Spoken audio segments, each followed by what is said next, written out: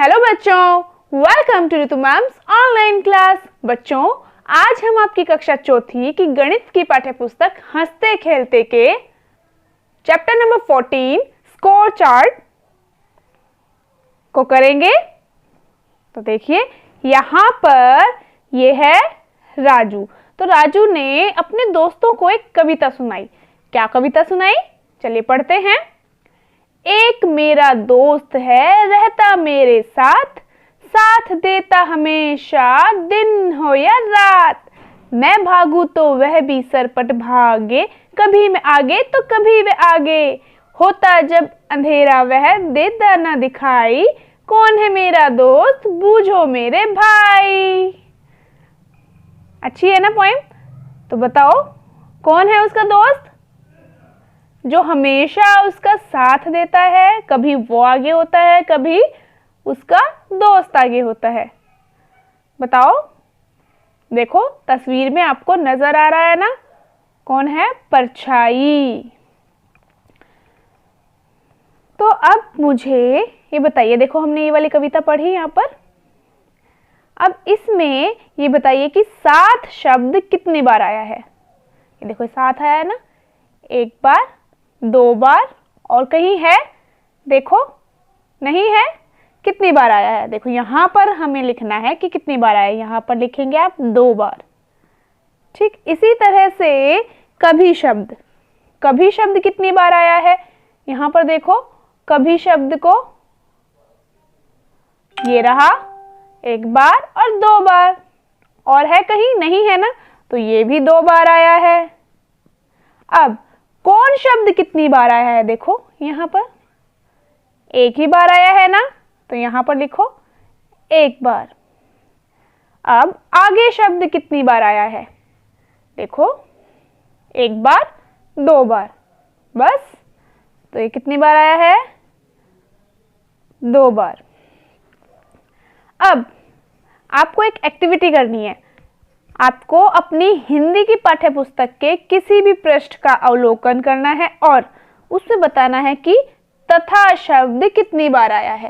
देखो जैसे ये है आपकी हिंदी की पाठ्य पुस्तक और इसमें आप कोई सा भी पेज निकाल लें और उसमें देखेंगे तथा शब्द कितनी बार आया है। ठीक है, देखो यहाँ पर तो हमें कहीं नजर ही नहीं आ रहा, तथा शब्द नहीं है। ठीक है, तो कोई सा और पेज आप निकाल लेना और उसमें देख सकते हो। ठीक है, इसमें तो है नहीं, तो इसमें नहीं है तो हम यहाँ लिख देंगे 0 बार। और ऐसे ही आपको अपनी इंग्लिश की पुस्तक के किसी एक पृष्ठ का अवलोकन करना है और उसमें बताना है कि इज कितनी बार आया है। ठीक है, देखो जैसे इसमें कोई भी पेज निकाल लिया, ये निकल गया हमारा। यहाँ पर देखो इज कितनी बार आया है। यहाँ पर भी एक भी बार नहीं है इज, है ना, 0 बार आया है। कोई सा और पेज भी आप निकाल सकते हो, निकाल कर देख सकते हो। ठीक है, और यहाँ लिख देना जो भी पेज आपका ओपन हो उसमें आपको देखना है कि इज कितनी बार आया और आपको यहाँ लिख देना है। तो चलिए नेक्स्ट पेज पर देखिए बच्चों, पेज नंबर 160 पर यहाँ पर कुछ आकृतियां बनी हुई है। कौन कौन सी है? वर्ग, आयत, और यह क्या है? वृत्त, और यह है त्रिभुज जिसकी 3 भुजाएं होती हैं, है ना। तो क्या करना है इसमें? इन चित्रों को देखकर, ये चित्र है ना, इन चित्रों को देखकर इनकी संख्याएं यहाँ पर लिखनी है, ये तालिका भरनी है। तो उससे पहले आपको क्या करना है? यह काम करना है कि इन सभी आकृतियों को गिनना है कि कुल कितनी आकृतियां हैं। गिन के देखना है कि आपको कितना आसान लगा या फिर अगर मुश्किल लगा है तो कितना मुश्किल लगा, किसकी तुलना में? इस तालिका की तुलना में जो अभी हम करने वाले हैं। ठीक है, तो देखिए अब पहले एक बार काउंट ही कर लेते हैं इन सभी आकृतियों को। 1 2 3 4 5 6 7 8 9 10 11 12 13 14 15 16 17 18 18 19 20 21 22 23 24 25 26 26 है ये। ठीक है, अब देखो, अब इस तरीके से हम करेंगे।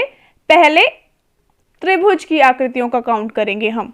1 2 3 4 5 6 7, 7 है ये।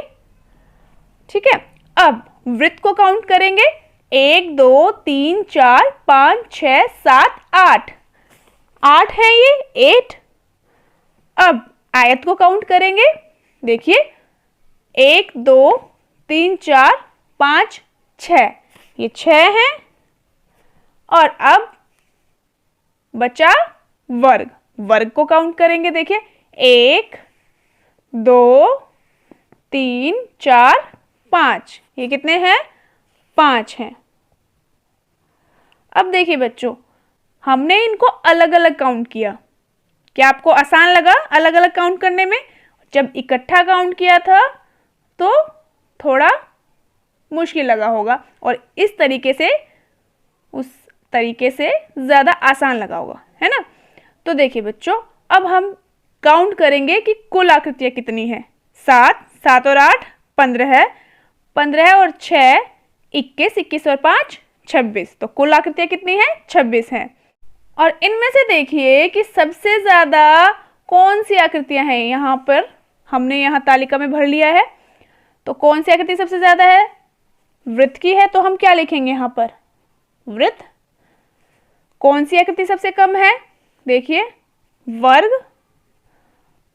अब पूछा है कि वृत्त आकृतियां त्रिभुज आकृतियों से कितनी ज्यादा हैं। देखो त्रिभुज की है 7 और वृत्त की है 8, तो कितनी ज्यादा है? 1।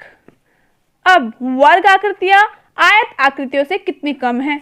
ये देखिए वर्ग आकृतियां आयत आकृतियों किससे कितनी कम है? 1 कम है, तो कितना लिखेंगे यहाँ? 1। अब देखिए, अब आए हम इस पर। इसमें क्या करना है? इस तालिका में आपको अपने रसोई घर में बर्तनों को देखना है, उनकी संख्या यहाँ पर लिखनी है। जैसे यहाँ गिलास लिखा है, कटोरी, चम्मच, बाकी प्लेट और कुछ भी जो भी बर्तन आपके घर में हो वो बर्तन आप यहाँ पर लिखना, और उनकी संख्याएं भी लिखनी है। ठीक है, जितने भी बर्तन हो सभी की संख्याएं आपको यहाँ पर लिखनी है। और उसके बाद क्या करना है?